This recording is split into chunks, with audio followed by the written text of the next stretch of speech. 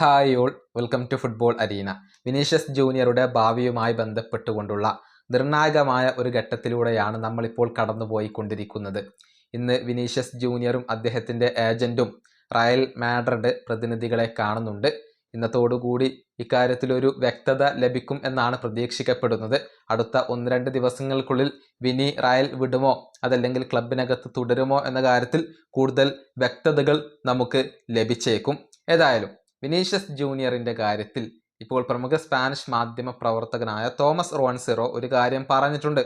അതായത് 2018 ക്രിസ്ത്യാനോ റൊണാൾഡോക്ക് സംഭവിച്ചത് തന്നെയാണ് വിനിക്കും ഇപ്പോൾ സംഭവിക്കുന്നത് എന്നാണ് റോൺസിറോ പറഞ്ഞിട്ടുള്ളത്. വിനീഷ്യസ് ജൂനിയർ ഒരു വലിയ സാലറി ആവശ്യപ്പെടുന്നു, അത് നൽകാൻ റയൽ തയ്യാറാകുന്നില്ല. അങ്ങനെ വിനി ക്ലബിന് പുറത്ത് പോയേക്കും എന്നാണ് റോൺസിറോ ഇപ്പോൾ വ്യക്തമാക്കിയിട്ടുള്ളത്. 2018 ക്രിസ്ത്യാനോ റൊണാൾഡോക്ക് ഇത് തന്നെയാണ് സംഭവിച്ചത് എന്നുകൂടി അദ്ദേഹം പറഞ്ഞിട്ടുണ്ട്.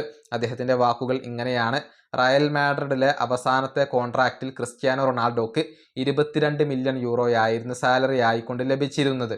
അദ്ദേഹം പിന്നീട് 30 മില്യൺ യൂറോ ആവശ്യപ്പെട്ടു. എന്നാൽ 25 മില്യൺ യൂറോ വരെ നൽകാമെന്ന് റയൽ പറഞ്ഞു. അത് അദ്ദേഹം അംഗീകരിച്ചില്ല.